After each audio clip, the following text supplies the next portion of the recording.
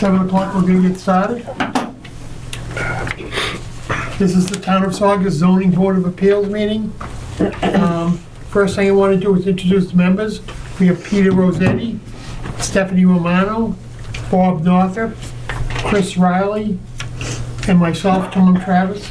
And we also have in the audience, as prospective applicant for the board, Frank Federico is here tonight. So, the way we normally conduct our hearings is generally informal.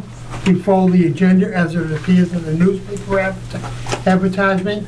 If anyone is under some personal pressure and need to be heard out of order, please make that known to be the chair at this time. I think tonight's meeting will go fairly fast anyway. At least I'm hoping that it will. Noting none, I will continue. You are before this board because you are planning to do something to your property that is not in conformance with the requirements of our zoning bylaws. There are 3 things that will cause you to come before this board. A variance for some dimensional relief, a special permit to do something to your property, or an appeal against the decision of the building inspector. I've asked all the board members to view the properties and to be prepared to make the decisions, this evening if we have enough information presented to us at this hearing. Once the board has made its decision, the clerk will have 14 days to prepare the decision and get that decision to the town clerk to be stamped in and filed as an official record. Stephanie is I can go on and read it case by, line by line, but Stephanie will more than help people after the meeting with any appeals, go over any of those 21-day appeal period, how to file, and what to do. And she'll be willing to phone call her first thing Monday morning. She'll be waiting for you. At this time, I'd like to ask anyone who wishes to speak this evening to be sworn in at one time. Please raise your right hand and repeat after me. I swear to tell the truth, the whole truth, and nothing but the truth, so help me God. To start the meeting, we like to start with Pledge of Allegiance led by Chris Riley. I apologize for not standing. Pledge allegiance to the flag of the United States of America and to the republic for which it stands, one nation, under God, indivisible, with liberty and justice for all. Okay.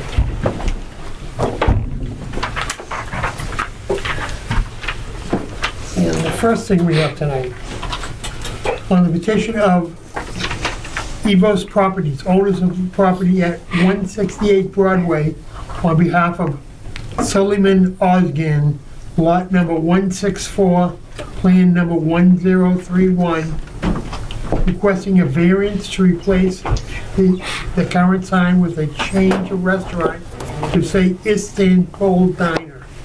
The new signs for the front and side will be the same size as they requested to receive relief for in March 2024. And the petitioner is here. Yeah. And can you give your name and address to Stephanie? My name is Süleyman Azgın, 168 Broadway, Saugus, Chicken-More. Now I would like to change it to Istanbul Diner, so Turkish Mediterranean food restaurants.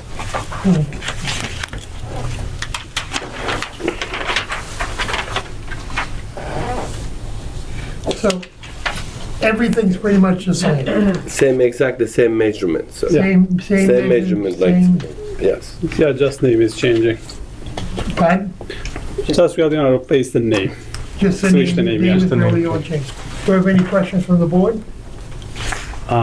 Just on the sign, so it's the pylon sign, the sign on the front of the building, and Yes. the side. And the side, Yeah, and it's the sign. pole. On the red one is the pole, pylons, yes. yeah. All Okay. 3 signs. Yeah, okay, clear. And is anything, is the inside gonna remain the same? Everything is same. We are not changing anything. Okay. It's going to be same size and just switch the sign. But you're gonna change to a different type of menu? I know. Menu is going to change, yeah. Okay. you can have a commercial, what's your menu gonna be like? What? What's gonna be on the menu? This is your 30 Yeah, seconds. actually, we have commercial. special restaurant in Revere. Just we are gonna bring the our all same menu. It's gonna be Turkish You have a Mediterranean. restaurant in Revere? Yeah, we have a restaurant in Revere, and our friend knows our Oh, restaurant. Mr. Turco, okay. Okay, His name is same name. It's Istanbul Diner Cafe in Revere. okay. Yeah. And the sign is like it says, it's internally lit? The pylon sign is internally lit, correct? Yes, And the sign on the front of the building is internally lit? yes. Yes. Same. And the side is It's- also, yeah. they're all internally lit? Yeah. And they're required to be shut off an hour after closing? Yes. Anything else on the board? Just seems to be very straightforward. Yeah.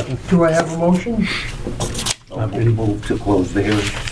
Do you want us to pass the public? I'm sorry. Any comments for anyone in the public?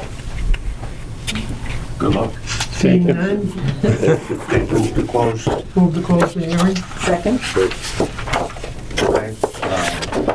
Mr. Rossetti, try to read it in. Okay, on the petition of Evo's Properties, owner of property at 168 Broadway, on petition of Suleiman Olsen, lot 164, plan 1031, requesting variance to replace his current signs with a change of restaurant to say Istanbul Diner. New signs for front and side will be the same size as they requested and received relief for in March 2024. Condition would be that the signs are turned off. They're internally lit, but they would be turned off 1 hour after closing, and that they would remain the same size that had been previously granted in 2024. Second. Okay. And grounds would be the same thing as what was requested in the original variance. Okay. And that's been seconded. Second. Stephanie? Ms. Romano? Yes. Mr. Rossetti? Yes. Mr. Riley? Yes. Mr. Norfolk? Yes. Mr. Travis? Yes. And when do you think it'll be switched over? Tomorrow, if you want. Tomorrow? Yes. Are we in Turkish with tomorrow? Yes, you can have, the menu already changes, sir, Okay. because You're already we working. understand, we are not know how to cook the chicken, but we know how to make the Turkish one. So, I got you. we learn our lesson, we just gonna do what we are in the best, we know Turkish food, and please, everybody is welcome to visit. Okay. You're gonna try Turkish food, I need your honest opinion. He like to give the honest opinion, I remember. So, please welcome again. Oh, good luck. Thank you So much. Thank you. Thank you.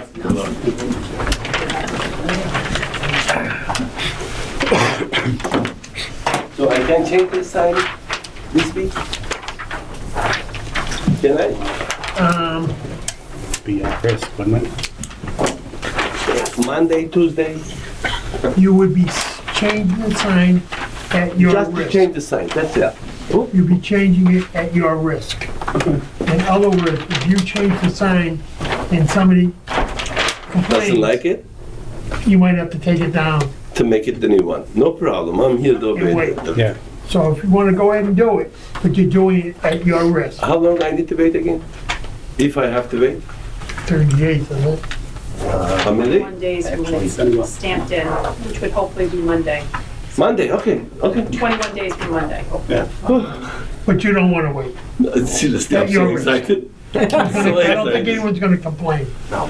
I hope, at your risk. No one's gonna notice. Hopefully nobody Yeah. But I can't guarantee that somebody will say, no, Thank we you don't so want much.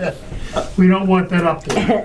Okay, if they complain, I put Then you take it down wait. and you have to wait the 21 days. Okay, thank you guys. God bless you. Okay? God bless Thank America.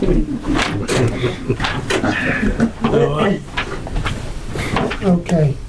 On the petition of 320 Revere Beach Parkway LLC, owners of the property at 409 Greenfield Parkway, lot number 57, plan number 1036, a decision of federal variance to allow a lot in the R2 zoning district to have 11,550 square feet where 20 is required. This lot will be made up of the division of this panel into 2 lots with the current structure used as a residence only. You heard that, right? As a residence only, I want to make sure. And representing the petitioner? Thank you. Attorney Jeffrey Rosario Turco on behalf of the petitioner. With me is the manager of the LLC, Maria Russo, as well, and also Dave Dwyer, who I think all you know, and has presented the plan. This matter, obviously, it's a little less excitable than the last time we were here, so which I'm glad to see. As noted by the email from Attorney Schomer, there is a present land court action. Our intention and our commitment is that, assuming this plan were approved, once it becomes final and unappealable, then we would file a stipulation of dismissal with prejudice of the land court action. But for obvious reasons, we have to first wait until this becomes a final unappealable decision. I know Attorney Schomer mentioned 30 days, but I want to make sure that, we get beyond, once it's final and unappealable, if you could just maybe say, if you're going to approve this, that you'd say, 10 days after it becomes final and unappealable, then we'll file the stipulation of dismissal with prejudice. Okay. It is our intention that if this is to be approved, that we'd have 2 residential lots, 1 fully conforming lot, which would be Lot B. The planning board signed the A&R plan back in December, showing that Lot B would be fully conforming with Saugus dimensional requirements, 20,129 square feet. This would leave the existing building in Lot A at 11,550 square feet. As you know, this property is sort of unique because there's a stream that runs directly underneath the building. So I think that certainly covers the oddness of the topography and the soil conditions and the shape of this. This is going to give you a fully buildable lot in the back for a home consistent with R2 zoning, which is, single family. And I urge you to, and this gives the neighbors what they wanted in terms of a commitment from the landlord that forevermore this will revert back to its existing R2 zoning and give up the claim to the non-conforming use, which is presently being litigated in the land court. Any comments from the board? Just so I understand, if this parcel were divided into the lots as described here, the petition here says, where is it? With the current structure to be used as a residence only. Correct. So to be used as a residence and to be zoned as residential only are different things.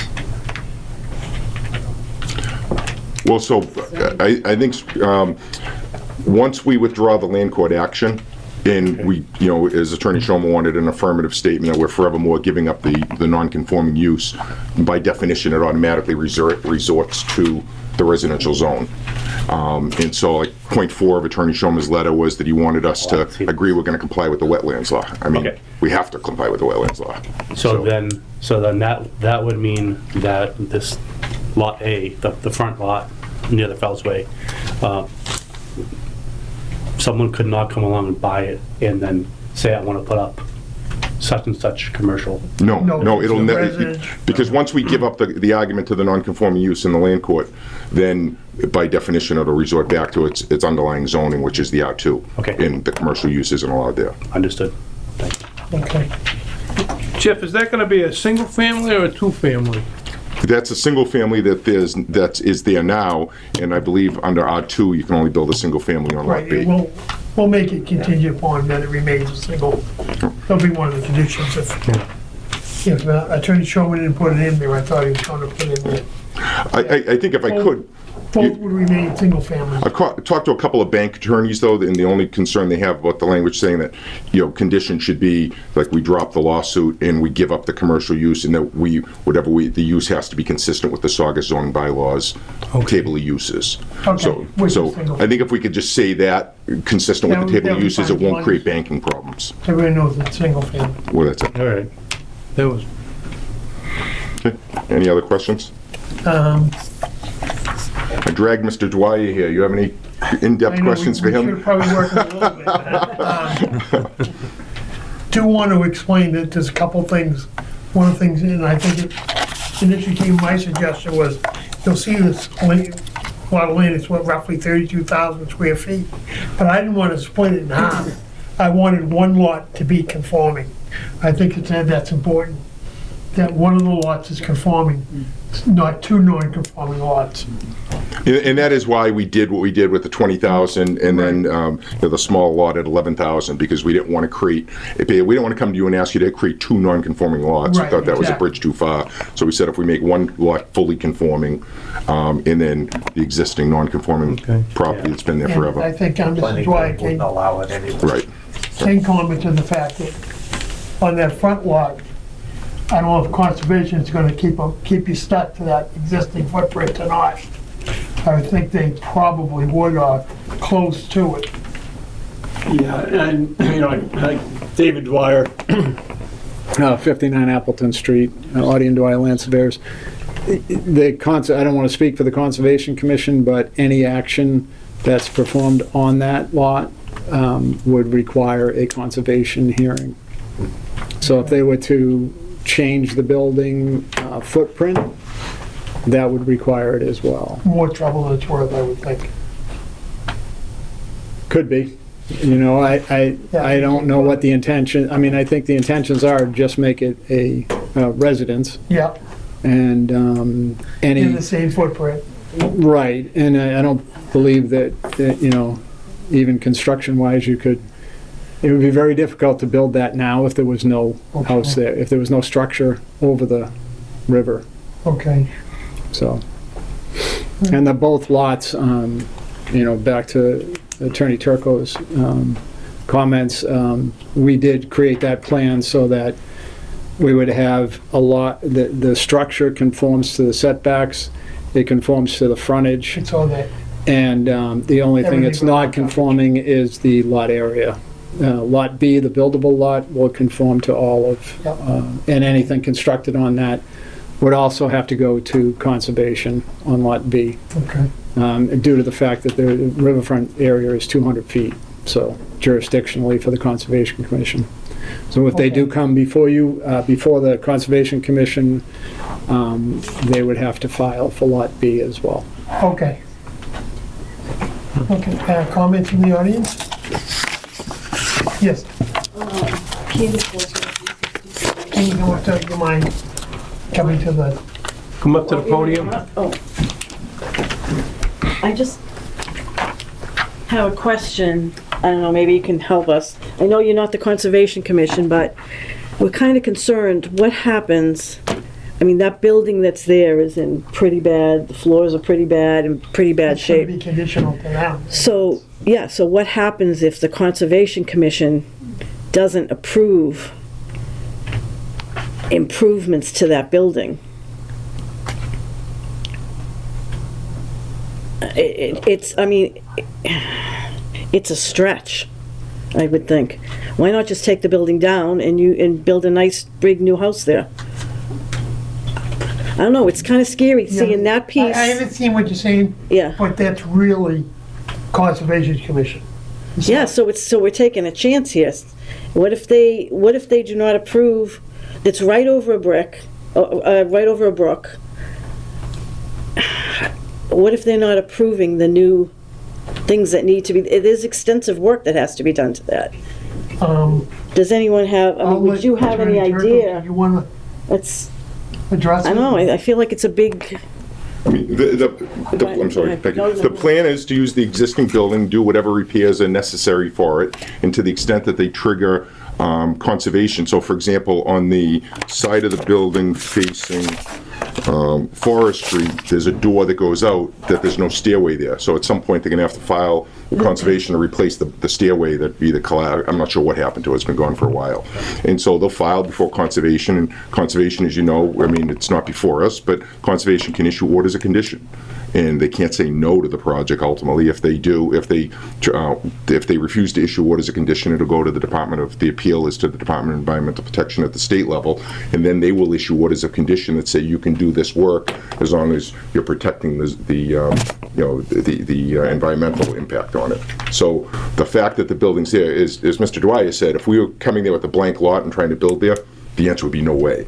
But the fact that the structure's already there, we've had structural engineers actually look at the understructure of the building. It's totally fine. It's not going anywhere. You know, and so rather than having, you know, you drive by there from a neighbor standpoint, they're concerned about the commercial use. You're going to see a lot of that asphalt torn up and, you know, made into a nice yard. So it gives a nice presentation as a single-family home on the Fellsway, plus the property in the back. Right. So It's approved right now as a single-family home. But it's a 30,000. Oh, right, yeah. But if you with a wanna sell it- 2,000 square foot lot. right. So I mean, that, they could build that, but that just be that house on that footprint. Yeah. And it wouldn't be economically feasible. And this is what I think ultimately what they're we've done willing is to what spend what the neighbors wanted the last time. Yeah, Yeah, I mean, don't keep saying that because we thought there was gonna be a single-family home. That's what we thought. Now we're getting two in a small and a very, very tiny lot, which is not consistent with the neighborhood. So, I mean, we're not Well, opposing it. you might- how big is That's your not lot? what we asked for. Yeah, Mr. How- Chairman. how big's your lot? I don't know how big is our lot. 12.5. Yeah. Miss Kitty? Oh, oh. This is 11.5. It's 11. not that much smaller for what's in the neighborhood. Yeah, most of the homes are on the other side of the Fellsway. You know, they're up more or less 12,000 square feet. Yeah, all the way on Most of down the those homes, Beltway, you're about 12.5. It's not inconsistent with the All the neighborhood. way, so it's really, it's not, yours I think is right around 12.5. They are on, I think yours is two-family, I think yours is around 12,000 too. So it's not like it's really inconsistent Yeah. with the size of the lot. And So the get it on- Conservation Commission will not stop an improvement to that. That's the concern. The Conservation Commission would go along with that being improved and sold as a single we family. can't answer for conservation, but if they build to their requirements, then it's not gonna be stopped. And the petitioner is saying they'll build to their requirements. Even with the brook. No, that's the thing, Yeah, the they can scary deal thing is with the it, brook. yeah. The other houses put bridges over it and everything else Yeah. this ways. Yeah. Engineering, they can deal with it, but they might have to re-support something underneath. Maybe, I don't know. But I think I don't think when he says you're getting what you asked for, I think you kind of are. You're putting a single family there. No one, And we're not disputing that. I mean, you can say it. I mean, I know people are upset. I get it. Yeah, we We're not- we're got not the dis- commercial we're out not of it. disputing. We're not disputing that at all. It's just, Yeah. we're here to listen and to get some questions, because I have a couple Right. of questions that I'd like to ask. Oh, sure, And go it's ahead. not an argument or anything. I know. It's Carl Volker, 364 Lynn Fells Parkway. I guess one of the questions I have. Go to the podium, please. With the residential permit, does that allow for renting or whatever, or does it have to be like owned and? Any single family residence can be rented out. Yeah, okay, I was just curious about It's not a that. multi, we're gonna make it continue yours, talking about being a single family home. I mean, that's the zoning on it. It was just a question, sir. There was no, I know, And because I didn't know, I mean, I could read about it and I didn't before this meeting. You can rent out your house. What's that? You can- Yeah, no, I was just curious if there were any restrictions on that. No. The other Not question I my have is if you guys approve, if this board approves this, and says, yeah, this is fine to do, and, you know, and there's no, and they give I'm not gonna appeal it or whatever, right? Then it's locked in. What if the Conservation Commission gives you hassle or whatever? You just deal with that, and it's not gonna try to be, you're not gonna go back to court to try to get it to be a commercial property again, right? Or do you wait for that? Do you wait for the You're Conservation? withdrawing that too. What's that? No, may I answer? Yeah. So, no, you know, assuming this is granted, one of the things we've committed to, and I assume will be part of the conditions, is we would dismiss the land court action with prejudice. Yeah. Which means you can't bring it back after, 10, 20 days after the decision becomes Yeah. final and unappealable. At that point, we couldn't go back here and say, oh, we want to undo it. We couldn't go back to the land court because it would be dismissed with prejudice. Yeah, so anything you want to do to that building, if the we went- Conservation Commission says, hey, you gotta do this and that, you have to do whatever it is to get to that. and you're If not we gonna weren't go back. satisfied with what conservation did, or we thought there was difficulty with the decision-making, then on the advice of Mr. Dwyer and his team, we would ultimately then appeal to the Department of Environmental Yeah. Protection and ask them, hey, here's why we think that's reasonable or not reasonable, and they would issue what's called the superseding orders of condition that would then govern the project. But any project that's done there is going to have an order of conditions, whether they do it from the conservation, whether those orders of conditions are from the town conservation commission or the state DEP, there will be conditions. So you don't have to fear about, gee, we're going to be able to do some building tomorrow, or at the 12th day. I'm just curious how it all works, but, and I guess, I think, just to make a point, it's not that, yes, this is what the residents asked for, and we appreciate that, it's not what you guys wanted, it's what it is, which is, 2 houses there might look a little silly, it is what it is, we'll live with that. I'd rather have that than any other commercial business other than a florist. That's all we're getting at with that. It's not that, we don't have to keep reminding that that's what the residents asked for. We understand that crystal clear. The house, completely. the lot in the house, 20,000, a little over 20,000, that's gonna be a big lot. Yeah, no, that one seems. So it won't look crowded or condensed over there, because that's nearly double the size of any lot in the Fellsway. So, The lots that are next, right, in the other two, the big houses that are right next to that, those aren't 20,000? I don't know, I don't think they're Those are 20. bigger lots. They're 20,000.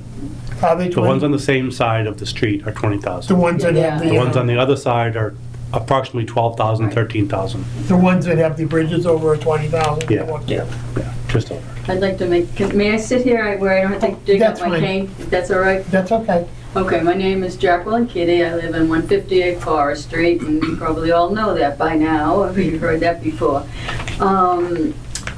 I just have a couple of questions, because we really didn't know exactly what was happening when we came to listen, as we said.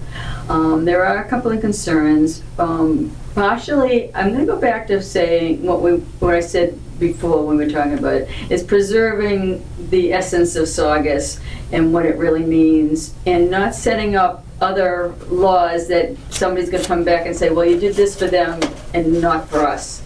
And so keeping, my preference, and this is, I'm just trying to be honest, is to see a one-family home, one home, and on one lot, just because it keeps more in the tradition of what is on Fellsway, and if it was put on the lot, it would keep the character of the neighborhood.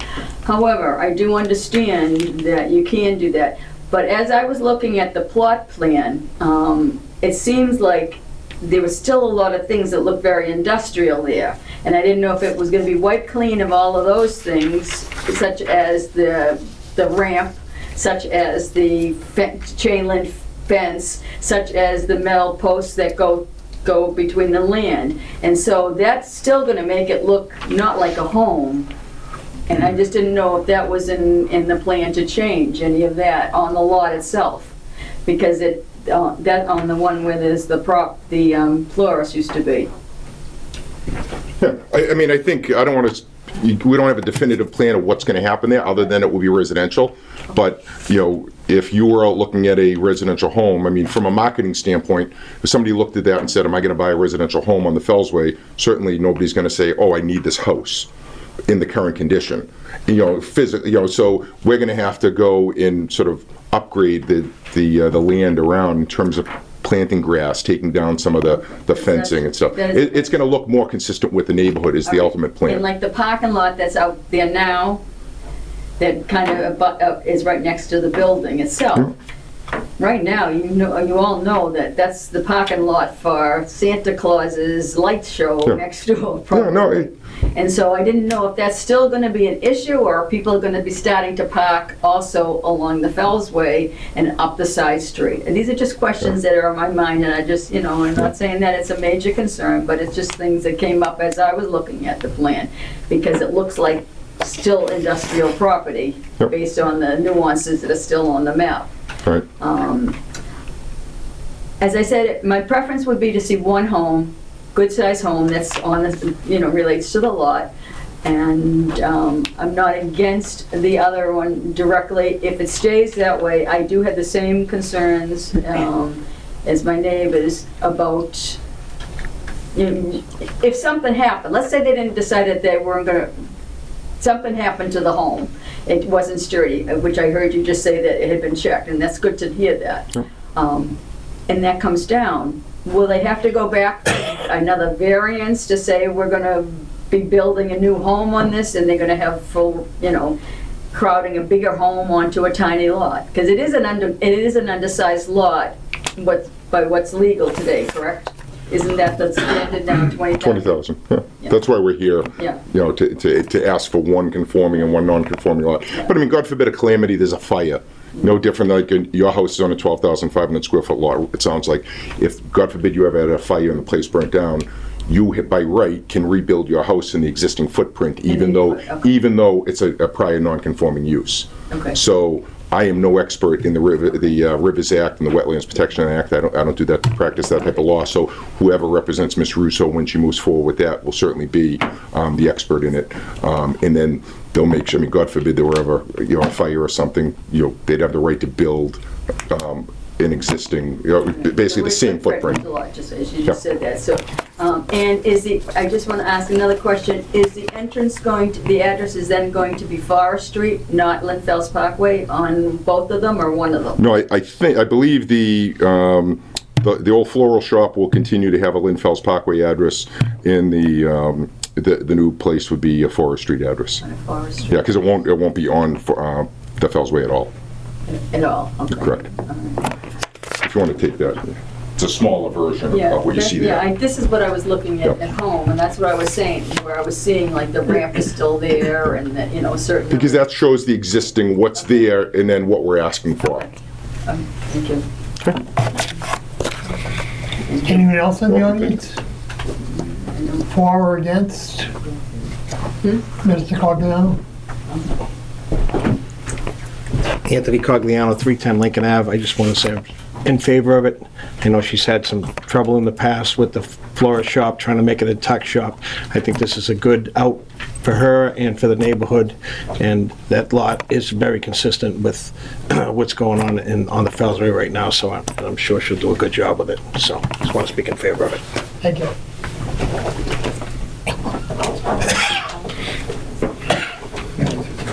Anyone else from the audience? Yeah, I want to say something. Yes. Andrea Sorelli. I've known her, Maria Russo, who owned the LLC for 50 years. She is in the business of beautifying things, whether it's houses she's rebuilt, land that she's owned, people. She's in that business. So her full intent from the beginning was to make it look beautiful, beautify the neighborhood. Really not understanding, you know, all the concerns, because I know that there was some contention about it, but she's working with the community. They don't want a business other than a florist. She's here to do just that, right? So she listens, and she's a good standing businesswoman, and she does a lot for people. She does a lot to help the community. She does a lot to help other people, and she will make it look really nice. Thank you. Anyone else from the audience for comments? Do I have a motion? Motion to close the hearing? Second. Okay. And what's the reason? You got the conditions? Do you have that page I gave you, Chris? Oh, yeah.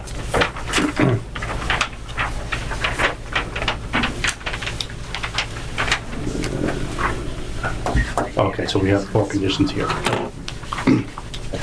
One of the conditions he was saying extend beyond the 30 days. With purchase beyond, within 30 days. Before withdrawing the land court. Yeah, well, Yeah. let's start getting You'll ready. help me write that. Okay, so on the petition of 320 Revere Beach Parkway LLC, owner of the property at 409 Linfells Parkway, lot number 57, plan number 1036, seeking a variance to allow a lot in the R2 zoning district to have 11,550 square feet, where 20,000 square feet is required. This lot will be made up of the division of this parcel into 2 lots with the current structure as a residence only. Make a motion to approve this petition, to approve this variance on the grounds of the shape and soil of topography of the land, with the following conditions. First, that it is to remain a single-family home, the Lot A and Lot B.